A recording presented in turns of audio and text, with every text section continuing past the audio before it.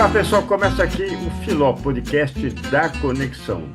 O Habib, Gabriel Vidini e eu sempre recebemos gente muito interessante, né, com ideias sem dúvida alguma disruptivas, um papo gostoso, agradável, áreas de atuação que a gente nem imaginava que existisse, justamente, né, dentro desse novo formato profissional. Tudo bem, Habib? Como é que estão as coisas aí? Ó, Habib, tudo certo. Habib, estamos aprendendo bastante mesmo. Esse filó nosso está rendendo, ó, e é cada papo bom, né, Habib? Não tenha dúvida. E você vai achar cada, né? Você é o homem das pautas, né? O que você está trazendo de gente interessante. Parabéns, Habib. É isso aí, Habib. Tenho passado bastante pelo elevador e conhecido muita gente boa, né? Isso aí já é um couvert do que a gente vai viver hoje, do nosso convidado, esse aí? É isso aí, Habib. Mais um que eu conheci nas idas e vindas por elevadores aí. O convidado de hoje é um deles e vai ter um papo bem interessante aí com a gente, Habib. E E já quem é aproveitando, ele? antes de apresentar o nosso convidado, queria deixar um abraço para a doutora Glaucia e para a Joyce, que têm acompanhado bastante aqui o Filó. E é sempre gostoso receber essas mensagens da galera, né, Habib? Não tem, eu tô falando que você vai ser candidato, Habib. Eu tô falando que você vai ser. Olha, nós ainda não apresentamos o Vitor, mas já vou. Vitor, ele trouxe Piracicaba inteira para falar aqui. Olha só, Agora está mandando abraço. Dá para acreditar um negócio desse? Tá vendo? a próxima é a candidatura. E quem a gente recebe hoje aqui, Habib? Hoje a gente recebe o Vitor Rocha. O Vitor Rocha, a gente se trombou no elevador aí do prédio onde os meus pais moram. E a gente tocou uma ideia e tal, ele sempre estava ali. Eu falei, quer saber mais o que você faz, Vitor? Ele falou, eu trabalho com investimento, tal, não sei o quê, papo vem, papo vai. Eu falei, Habib, mais um que a gente tem que trazer aí para conversar e conhecer um pouco mais sobre esse mercado, né? Muito interessante. Aliás, vocês já deram uma aula aqui para gente, né? Porque hoje está tão difícil de conversar, de bater papo, né? Esse negócio pessoal muito individualizado e tudo mais. Olha, um bate-papo de elevador criou uma amizade e automaticamente, né, um baita de um papo aqui. Então, parabéns para vocês que realmente estão ensinando, né? Comunicação é tudo. Tudo bem, Vitor? Olha, que alegria ter você aqui. Já estou vendo que você tem uma história super interessante, apesar ainda, né? Ele está numa fase inicial aí da sua trajetória Exato. pessoal e profissional. Parabéns. E olha, seja bem-vindo aqui ao nosso Filó. Obrigado a vocês pela oportunidade. Você até já denunciou, eu sou novo de idade, né? Mas eu acho que eu tive uma trajetória que eu gosto de compartilhar. E um cliente meu até que falou, cara, você tem que se apossar melhor da tua história, que ela é muito interessante. Vou começar contando um pouco, e até eu falei para o Gabriel, ela começa na trajetória de atleta. Eu fui nadador por muito tempo. Comecei a nadar com 7 anos de idade. Depois do meu pai se acidentar de moto, fisioterapia que não era impacto, era natação. Era um E contador de ali, ladrilhos, né? Contador de ladrilhos. Na exatamente. natação, né? A gente já entra um pouco no que é a natação, toda a cabeça que tem que ter ali, mas com 7 anos eu comecei a fazer algumas competições. Meus pais viram que, puta, ele nada bem, acho que dá certo. Com 11 anos eu fui para o Corinthians, fui federado, fiz uma trajetória de 8 anos no Corinthians, Campeonato Paulista, Campeonato Brasileiro, Campeonato Sul-Americano, Campeonato Mundial, consegui algumas conquistas aí durante o tempo também, e aí chegou a hora de faculdade. E aí, o que vai ser? Os pais chegam, quer continuar só nadando, quer continuar a faculdade, porque aqui no Brasil, infelizmente, a gente não consegue fazer os dois. Tem uma divisão muito grande. Se você é muito bom no esporte, você tem que decidir se você vai com a carreira 100% para lá ou se você vai se dedicar aos estudos, Sem a infelizmente. dúvida. E apareceu a oportunidade de eu ir para fora. Algumas faculdades já começavam a olhar brasileiros que estavam despontando um pouco melhor, e eu coloquei um critério de divisão muito grande. Eu sabia que eu queria utilizar a natação, mas eu não queria ter uma carreira de nadador. Porque a cabeça que eu tinha para a vida, eu sabia que a natação, infelizmente, não ia me trazer. A natação ainda é um esporte muito não popular, vamos falar assim, comparado com os outros, né? E foi onde eu escolhi ir para uma faculdade que tinha um esporte que me ajudaria, mas ao mesmo tempo não seria o principal foco, ou seja, eu conseguiria estudar muito bem. Claro. E eu sempre gostei muito de carro, falei, vou fazer engenharia mecânica. Passa 4 anos, você descobre que não tem nada a ver com carro. Você tem aplicações diretas, mas não é uma engenharia automotiva que você vai construir carro. Não, envolve um monte de outras coisas, né? E eu tenho um negócio que, assim, eu comecei, eu vou terminar e eu fui até o final. Só que nisso eu conheci muitos amigos do time de natação durante os 4 anos e meio que eu fiquei nos Estados Unidos, que eles já faziam finanças, já faziam business, já trabalhavam com outras áreas que começaram a me interessar. Dentro da engenharia, você pega algumas aulas eletivas, você começa a pegar finanças de projetos, começa a pegar algumas aulas de finanças, até para você ter um embasamento ali para algumas coisas. Eu falei assim, olha, esse negócio é interessante. Né? E aí foi quando, em 2020, durante a pandemia, eu me formei em engenharia mecânica, mas sabia que não queria trabalhar com aquilo. Eu já estava olhando ali para algumas coisas focadas nisso. Infelizmente, tudo que a gente tinha aplicado, que estava em processo seletivo, fechou. A gente não sabia o que ia acontecer, infelizmente, ali em março de 2020. E foi quando eu me formei, meu pai falou, filhão, volta que sem trabalhar, sem nada, não tem o que fazer. Primeira vez que o dólar tinha explodido para 6, você imagina a situação que ficam as coisas. E aí voltei, comecei um MBA até em finanças, investimentos, banking, corporate finance, tudo isso. E aí eu recebi uma mensagem no Instagram, eu postei uma coisa. Um cara que eu conheci nos Estados Unidos, Rafael Mendes, a gente não se conhecia aqui no Brasil, ele era brasileiro, ele que reuniu todos os brasileiros para meio que fazer uma festa no último dia do Nacional. E aí ele me chamou e falou assim, Vitor, você está fazendo o quê? Eu falei, cara, nada. Eu falei assim, agora eu tô aplicando para emprego e começando o MBA. Ele falou assim, ó, segura um pouquinho. Você já ouviu falar da assessoria de investimentos? Eu falei assim, olha, já ouvi nos Estados Unidos, já é um negócio consolidado há muito tempo, mas eu nem sabia que aqui no Brasil tinha. A nossa cultura de investimentos, de falar de investimentos, começou justamente durante a pandemia. Todo mundo estava em casa, não tinha o que fazer, vamos procurar alguma coisa para fazer. E aí foi onde eu comecei a fazer alguns cursos, comecei a tirar as certificações, e o Rafael falou, ó, vem aqui, vem fazer uma entrevista na Monte Bravo.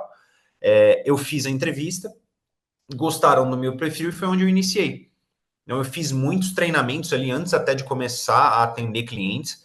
Eu passei, olha, eu vou falar uns 4 meses aprendendo discurso, aprendendo quais ativos, risco de carteira, gerenciamento mesmo do portfólio. E foi onde me despertou uma questão que é realmente cuidar do cliente no 360. Então, a gente começou muito pela área de investimentos. Então, eu lembro que, assim, em 2021, principalmente 2022, que era um mercado que estava com uma incerteza muito grande, a gente focou muito na carteira de investimentos, só que depois a profissão cresceu tanto que a gente brinca, o produto ele virou commodity. Hoje todo mundo tem aquele produto. Se eu for no BTG, na XP, na Monte Bravo, no Santander, no Banco do Brasil, na Caixa Econômica, você vai ter o mesmo investimento, basicamente, que em todos os lugares, exceto algumas exclusividades, né? A Monte Bravo, hoje que eu trabalho, é uma corretora, a gente tem uma independência, tem a XP como sócia, então a gente ainda consegue trazer alguns produtos que chamam um pouco mais de atenção. Mas o BTG também faz isso, a XP faz isso, então, no final do dia, o investimento ele virou commodity. Quando eu comecei a perceber isso em 2023, eu comecei a focar mais no atendimento extra carteira, que é justamente o quê? Como é que eu faço o planejamento financeiro desse cliente? E aí você começa a olhar para outras certificações. Você tem a certificação do CEA, que você trabalha com toda a parte de gerenciamento de risco de portfólio, de planejamento financeiro. Então você começa a entrar em aspectos da vida do cliente que ninguém nunca perguntou. O cliente estava acostumado com o gerente de banco, que ele acabava ligando mais a propósito do banco, infelizmente, e não defendia muito os interesses do cliente. E isso veio mudando, a assessoria veio melhorando cada vez mais o atendimento no próprio banco, e hoje é onde a gente tem que dar o passo além. Então a gente sai só da carteira de investimentos, fala de um 360 realmente da carteira do cliente e da vida dele, que a gente brinca. Hoje a gente tem clientes que ligam para a gente para perguntar se dá para comprar alguma coisa. Uau. Porque a gente consegue fazer um gerenciamento deles como um todo que ele acaba não delegando, mas ele confia tanto no seu trabalho que ele pergunta, minha carteira suporta isso? Ou estou pensando em fazer uma nova aquisição, ou estou pensando em me aposentar. Os meus investimentos suportam isso? Então, é engraçado que você começa a ter alguns clientes de diferentes perfis que uns estão em construção de patrimônio, outros estão na metade da vida fazendo novas aquisições. Puxa, é uma primeira casa, ou é uma segunda casa, ou tá mandando filho para fora, e outros clientes que já estão na fase de aposentadoria, que começa a se questionar: tudo que eu juntei é suficiente? Eu consigo parar com tranquilidade? E muitos não têm essa visão. E aí os outros clientes mais velhos que já se aposentaram e você está fazendo a manutenção patrimonial deles.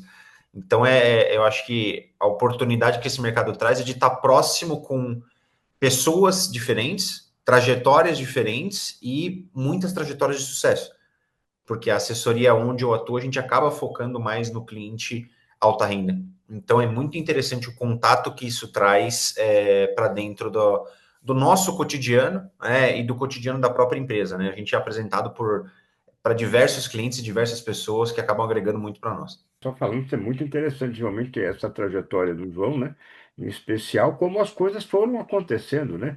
Na vida dele. E só um detalhe, Ramiro, antes de você entrar, você falou da natação, eu fui repórter esportivo muitos anos, Victor, e realmente, Victor, a natação é uma das modalidades mais delicadas, mais complicadas, que exige mais do atleta, né?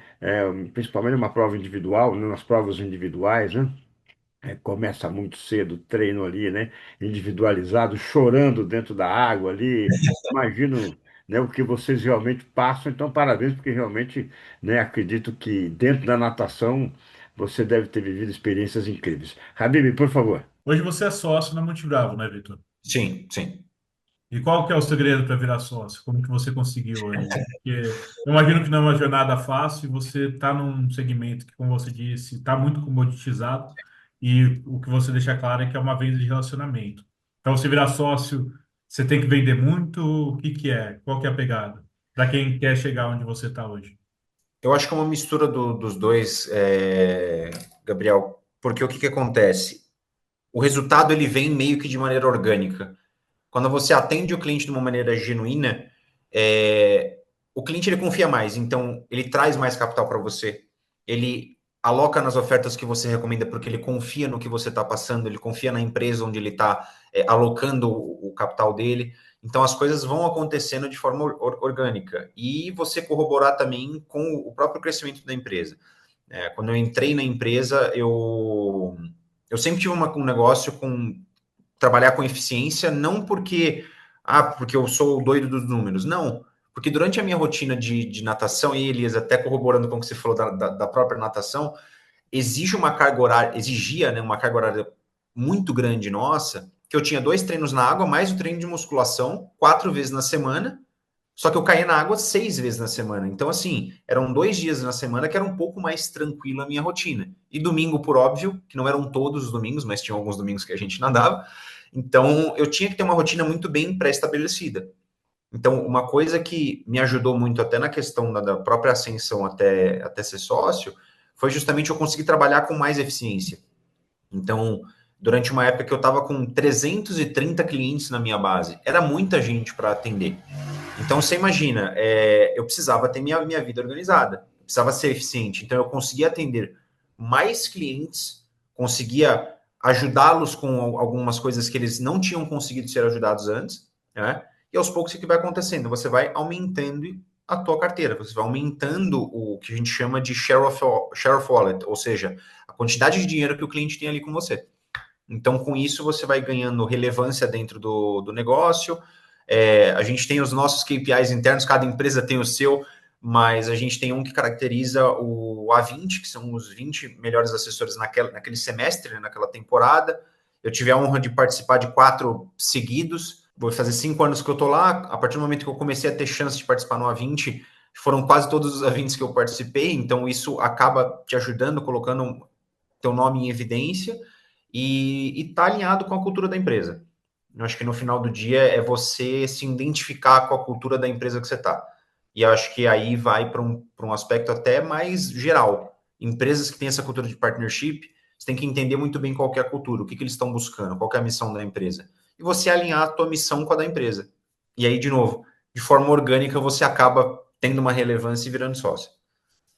Aliás, é justamente eu também ia pedir para você explicar esse modelo partnership, né? Porque você tem uma frase muito legal, né? Que um tijolo sozinho não serve para nada. Precisamos de vários, né, tijolos para construir uma fortaleza. Então, como é que funciona esse modelo partnership? Como é que, justamente, né, que alguém conquista esse direito de sociedade? Como toda empresa, a gente preza primeiro por resultados. Eu acho que isso a gente fala que é a meta, e a gente é, caracterizou de forma assim, até de brincadeira, como mínimo esperado de todo assessor. Ou seja, a tua meta é o mínimo esperado para você fazer. Porque hoje a gente coloca a meta e é um teto. Ah, bati a meta, tô tranquilo. Não, não. É o mínimo que você tem que fazer, vamos falar assim. Então eu sempre coloquei isso na cabeça, uh, e acabou que isso era o primeiro passo para você começar a ser elegível dentro do modelo de partnership. Você tem que mostrar que você está alinhado com a parte de resultados. E depois entrou muito na questão ali que eles querem ter pessoas que participem do crescimento da empresa. Possam corroborar não só, por exemplo, eu como assessor dentro da assessoria, mas, poxa, o meu assessor operacional, que me ajuda, por exemplo, deu algum problema no sistema da XP no aplicativo do cliente. Puxa, ele que vai ligar e vai resolver para mim enquanto eu estou atendendo os clientes. Como é que eu ajudo ele a ser mais eficiente? A gente tem uma área de soluções patrimoniais que aborda o extra carteira, né? Cuida de uma parte sucessória, que é um ponto extremamente delicado e os clientes às vezes negligenciam. Como é que eu melhoro a abordagem? Como é que eu ajusto a abordagem deles com o que eu estou falando na carteira? Então, tudo isso é levado em consideração para quê? Poxa, essa pessoa não é um assessor completo, ele é uma pessoa que está querendo ajudar em todas as áreas. Então, isso faz com que o teu nome ele fique cada vez mais óbvio para partnership. Né? E aí depois a gente, por óbvio, analisa todos os resultados, analisa a cultura, e não é todo mundo de uma vez só. Então, a cada 6 meses é uma rodada de novos indicados. E desses indicados, 2, 3 viram sócios, e aí acontece de 6 em 6 meses essa oportunidade. Perfeito. Aproveitando, Habib, essa explicação do Victor, é o mesmo modelo, porque os escritórios de advocacia também adotam, né, esse modelo partnership. É o mesmo modelo? É um modelo, eu acho que é um modelo similar, né, Gabriel? Depende do escritório, mas assim, É. você vai lá, por exemplo, se a gente pegar o modelo básico do escritório, você começa ali como advogado júnior, vai para advogado pleno, sênior, e ali quando você chega em sênior é esperado uma série de coisas de você. Senioridade, obviamente, experiência, no caso do sentido de você ter ali a graduação, pós-graduação, ou sei lá, por exemplo, no caso do Victor, os certificados. Mas não só isso. Você tem que também saber se relacionar, que é uma parte muito importante, eu imagino que disso o Victor também tenha. E aí entra uma série de requisitos que cada escritório vai ter o seu. Vão ser desde a trazer cliente ou você vai ter oportunidade de virar sócio a partir do momento que você virar ali, você vai ter umas metas que vão subir. Mas, assim, normalmente nos escritórios, infelizmente, não tem o preparo para isso. Você não é preparado para virar sócio. Se você vira, e aí da noite para o dia mudam as exigências de você, o que é uma pena. Mas aproveitando, Habib, e Vitor, a gente está falando aqui, né, da parte de sócio, e você também falou de muitos problemas que você fala das pessoas, né? Por exemplo, que você pega com elas. Aposentadoria, compra da segunda casa. Você está lidando com, assim, com um lado muito sensível das pessoas, principalmente até na parte do planejamento sucessório. Eu queria saber como que é, porque você deve ouvir bastante os clientes. E eu queria saber como que você, se você tem alguma técnica, o que que te ajuda, qual que é o segredo disso. O pessoal na empresa, e não só na empresa, a minha noiva, às vezes ela fala, você fala muito pouco. E eu tenho essa mania realmente. Quando eu vou, principalmente conhecer alguém, eu vou numa reunião, eu faço algumas perguntas e eu escuto. Eu deixo meio que o cliente desabafar ali. Eu tive assim, a oportunidade até de uma cliente virar e falar assim: você é a única pessoa que sabe o que eu tenho. Então, eles confiam na gente num nível que você tem que estar ouvinte, e aquela brincadeira da escutativa não é brincadeira. Né? É você realmente prestar atenção em alguns pontos que eles trazem de preocupação no discurso. Né? E isso você vai pegando aos poucos. Mas é delicado, são assuntos delicados, principalmente quando você toca numa parte de, que nem você mencionou, de um planejamento sucessório, tem muito cliente que nunca pensou nisso. Não sabe os custos que são envolvidos, não sabe como que é o processo. Tem muita gente que ainda acha que é que nem antigamente, né? Ah, eu vou lá no banco rapidinho, baixo da conta e transfiro para pai e mãe. E não é, infelizmente, não é mais assim. As coisas, eu brinco, elas avançaram a um ponto onde, infelizmente, se a certidão de óbito é tudo bloqueado. Eu nunca vi uma conexão tão rápida entre órgãos no Brasil, mas é verdade. Isso, infelizmente, acontece. Então, são coisas que a gente tem que preparar o cliente. Então, que nem numa primeira abordagem, eu escuto muito e muitas vezes eu não falo da carteira de investimento. Aconteceu com um cliente meu ano passado, ele tinha uma dor muito grande, que era a seguinte, ele tinha um filho do primeiro casamento, autista, que precisava de renda. Se acontecesse alguma coisa com ele, o filho precisava de renda. E o filho do segundo casamento atual, 14 anos, com uma visão de ir para fora. Poxa, duas coisas completamente distintas. Como é que você alinha a carteira dele para isso? Então você começa a pensar em estratégias fora da carteira. Né? Eu brinco que esse cliente eu captei não porque eu tinha a melhor solução de investimentos. Não. Foi porque eu escutei ele de verdade. E aí você pergunta para mim, há quanto tempo ele estava com outro assessor? 10 anos. Eu sei da importância que é saber ouvir, né? Justamente como escritor, como biógrafo, né? Se eu não souber ouvir, realmente eu não consigo, né, ter a essência daquele personagem que eu estou biografando. Então, parabéns, realmente, Vitor, isso é decisivo, né? E, sem dúvida alguma, que a gente procura tá com uma dor, uma ansiedade, né? Um problema para ser resolvido ou quer soluções, né, para aquilo. Então, realmente tem que saber ouvir. Agora, esse é um ano desafiador, 2025 é um ano desafiador, né? Não tenha dúvida, todo mundo comenta. É, em anos assim, onde às vezes empreender concorre menos com investimento, né? É um ano positivo para a área financeira? Olha, pergunta difícil. É um ano complicado, porque assim, a gente tem um Brasil com juros altos, né? A gente está falando de 14,75 e ainda não uma visão muito clara se vai parar por aí, infelizmente. Tem conversas de que pode haver um corte na Selic na virada do ano, mas eu até brinco com um cliente, um cliente meu que fala que ele trabalha com vendas também, e ele falou que é o sincericídio. Às vezes eu sou sincero demais e eu perco algumas oportunidades, mas eu prefiro para a questão de transparência. E eu falo para o cliente, olha, eu não sei o que vai acontecer. A gente tem uma visão de que a Selic está alta, a gente tem um problema fiscal e um problema político interno que é extremamente delicado, e ainda tem uma questão macro de uma guerra comercial extremamente delicada que pode afetar todo mundo. Então é um ano que fica até difícil da gente trazer ideias novas de investimento para os clientes. Os clientes eles estão mais na retranca e é normal.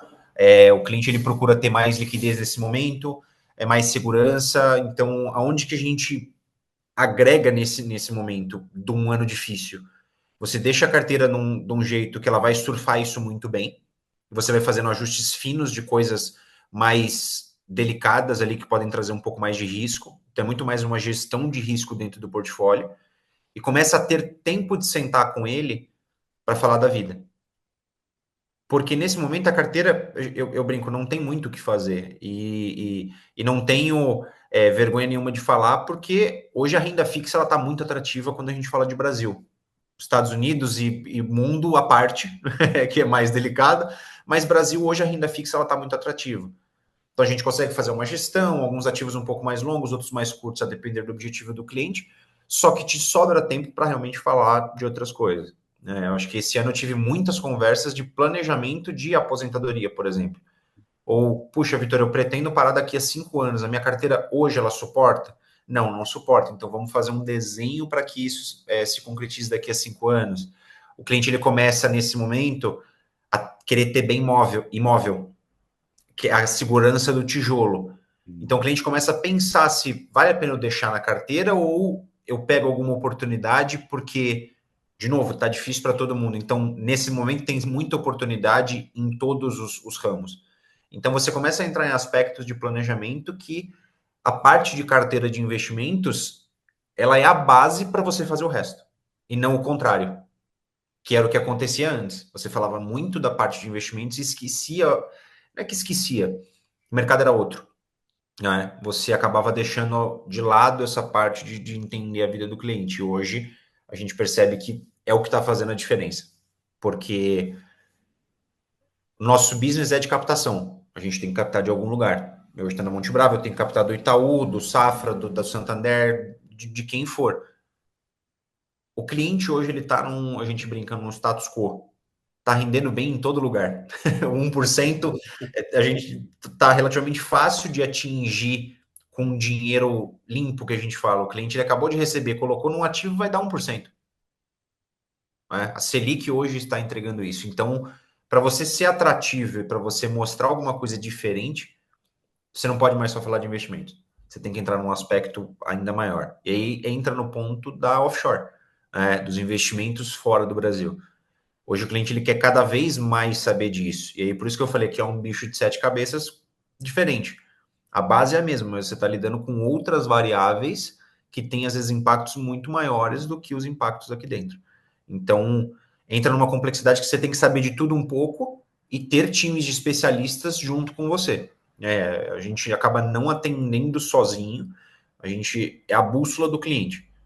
Eu entendo o que ele precisa e eu direciono para os especialistas corretos para a gente conseguir chegar naquilo. Sensacional, hein, Habib? Muito. E, Vitor, eu queria saber, conselho você daria para quem quer mudar de profissão, seguir aí como assessor de investimento? Você tem conselho, não tem? Olha, inteligência emocional, porque é duro, e Haja até, inteligência emocional, pelo amor de Deus. e até hoje, depois de anos nadando, e a gente sempre teve muita pressão com o esporte, é completamente diferente, né? Porque querendo ou não, envolve a cabeça, mas você depende do teu corpo ali para funcionar e performar no trabalho, não. É basicamente 100% cabeça, você tem que estar com o corpo alinhado, por óbvio, mas é 100% cabeça. E é um mercado que, de novo, eu já falei algumas vezes para assessores que estão iniciando na Monte Bravo, contando a trajetória e tudo, e é realmente escutar o cliente. Eu acho que a pessoa que está entrando, às vezes, ela tem a ânsia de captar, crescer cliente e, puta, é um produto novo, é isso e aquilo, ele acaba perdendo um pouco do propósito do que é o trabalho de assessoria. Né? E eu vou tocar num assunto hoje que ele é delicado nesse setor, que é os dois objetivos estarem alinhados, o do cliente e o do assessor. E o que a gente vê muito acontecendo é justamente com tem uma entrada com uma certa ânsia, e o mercado financeiro tem isso. Entrei no mercado financeiro, vou ficar rico. Não é bem assim. E isso, conversando com pessoas do mercado financeiro, eles passaram por períodos extremos de mais gasto investindo na carreira ou na própria empresa do que o contrário. Então, eu tenho um pouco daquela ilusão, e uma vez o cara responsável pela parte de treinamento da Monte falou assim: pô, você é bem sincero, né? O pessoal saiu aqui até meio assim, meio assustado. Eu falei: não, olha, eu quero trazer a realidade, né? Porque eu acho que eu tive sorte, capacidade e oportunidade ali, né, no momento da Monte Bravo, que eu fui aprendendo muito rápido, mas não foi um caminho fácil. Eu virei sócio novo, virei, mas foram quase 5 anos para virar sócio.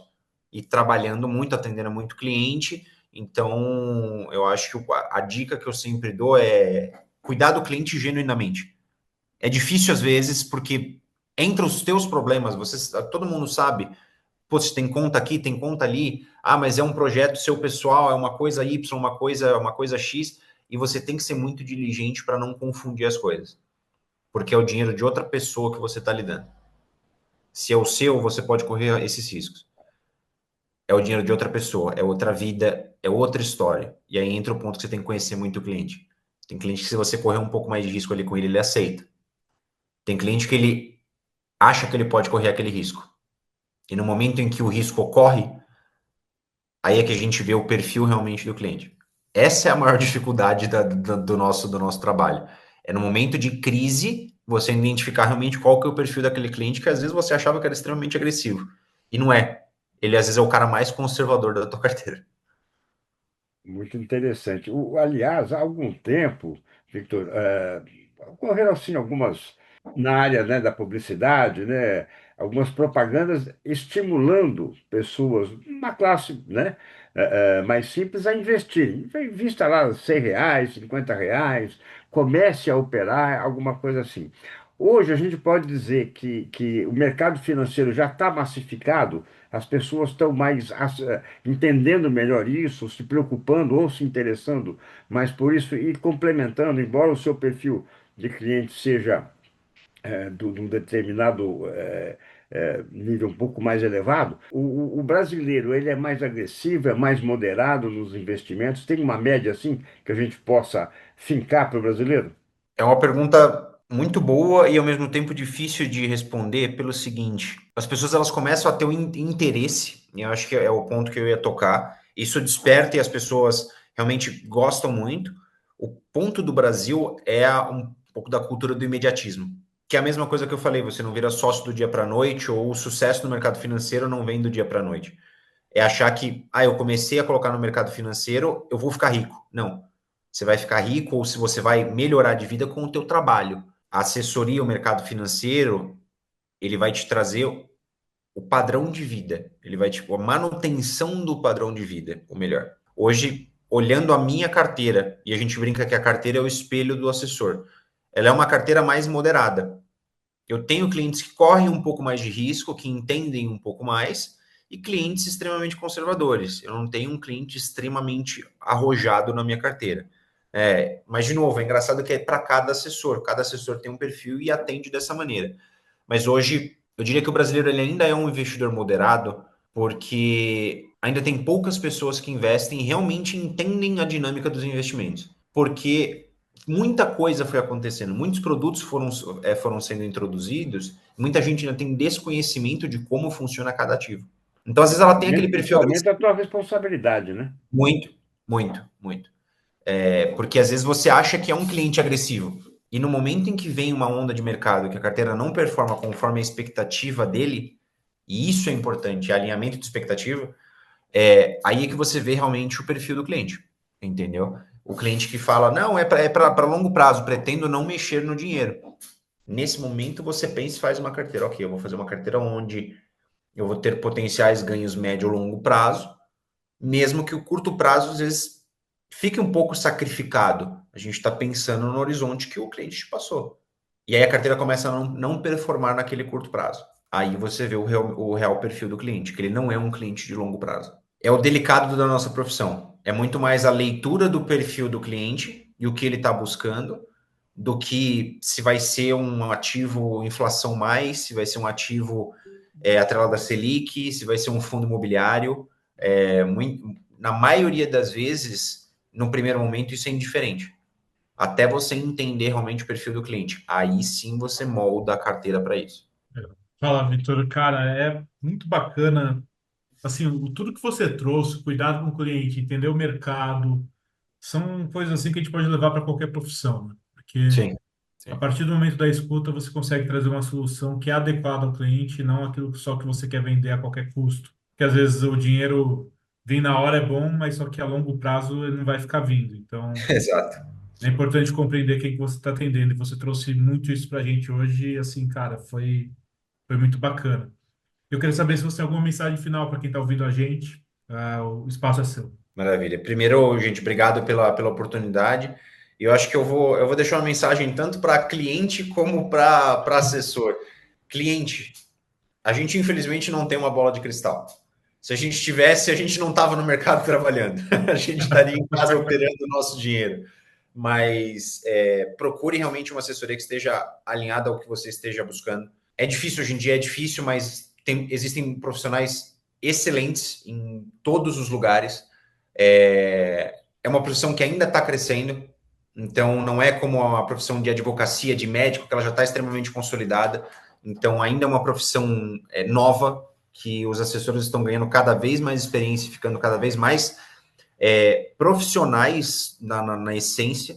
Então, a mensagem que eu deixo para o cliente é realmente procurar alguém que esteja alinhado com os objetivos. E para assessores e novos assessores, realmente, de novo, não só escutar o cliente, mas confiar no lugar onde você está. esteja alinhado com o propósito do lugar onde você está, que as coisas elas caminham. Você trabalha motivado, as coisas acontecem, e as coisas acontecem de forma orgânica. Você entra meio que na energia das coisas acontecendo naquele lugar. E acaba que o trabalho duro, que parece aquele clichê, ele se paga. É o baixar a cabeça, trabalhar um pouquinho que as coisas começam a acontecer. Muito bom, muito bom. Ô, Vitor, eu joguei na Mega Sena. Se eu ganhar nessa Mega, onde eu acho você para poder investir essa grana? Hoje eu estou na Monte Bravo, Elias. Eu trabalho na Monte Bravo Corretora. A gente era afiliado à XP, acabou fazendo uma. Não é uma saída, hoje eles são sócios nossos e a gente acaba tendo uma independência no mercado para operar com todo mundo. Serei mais do que lisonjeado de te atender no momento desse prêmio e a gente vai estar lá de portas abertas para te receber, com Com certeza. certeza. Você falou da sorte, espero que ela, que ela conspire em meu favor, né? Então, nesse Com jogo. certeza. Mas nas mídias sociais também o pessoal acha você, encontra você. Sim, encontra. Eu ainda preciso trabalhar um pouquinho mais nisso. Minhas mídias sociais são mais pessoais mesmo. Eu sou um pouquinho mais restrito, mas o meu LinkedIn eu tô tentando atuar um pouco mais ali, não só trazendo coisas que eu já fiz, mas algumas notícias, alguns insights de mercado que são interessantes. Victor Rocha Furtado, colocar lá no LinkedIn já vai aparecer, e às vezes Victor Rocha Monte Bravo, ele puxa aquilo ali. E eventualmente, eu ainda estou criando a coragem, achando tempo na minha agenda para realmente fazer ali um Instagram ou algo mais focado nessa parte de assessoria, não só para ensinar os clientes, mas também para ensinar os assessores, que eu acho que é importante. Sem dúvida alguma. Parabéns, viu, Victor? Adoramos aí o papo, parabéns pela sua linda trajetória e principalmente muito sucesso aí, né? Torcendo para que o Brasil vá bem, né? Todos nós Exato. possamos acompanhar nesse movimento e principalmente muito sucesso na sua carreira. Parabéns, Victor. Obrigado, gente. Obrigado pela oportunidade de novo, Gabriel, Elias. Prazer estar aqui com vocês. E parabéns pelo programa. Muito Valeu, obrigado. Vitor. Habib, mais outra. Show, Habib. Show, Pô, hein? assim, para mim foi uma aula aí sobre atendimento ao cliente, cuidado, escuta ativa. Eu achei sensacional. Não tenha dúvida. Realmente isso o Victor trouxe, né, pontos fantásticos que todos nós aprendemos, né? Como você trouxe bem, e sem dúvida alguma, né? Um mercado que é encantador, né? Todo mundo quer poder participar, né, dele mais ativamente um dia, né? Sem dúvida alguma, então aprendemos bastante. E a gente pede o que aqui então, Habib, agora para o pessoal que está com a gente? A gente pede para seguir nas redes sociais, estamos lá no @Filol Podcast, e também para curtir, compartilhar, passar para os amigos e seguir a gente, e também deixar estrelinha de avaliação lá no Spotify e no YouTube, que ajuda a gente a alcançar mais pessoas, né, Habib? Com certeza. E o Habib Gabriel Bidilli, o Vitor Rocha e eu também agradecemos muito que vocês estão com a gente. E até o próximo Filó. Valeu, pessoal. Até. Tchau, Vai tchau. lá. Tchau, Tchau, tchau, tchau. gente. Obrigado.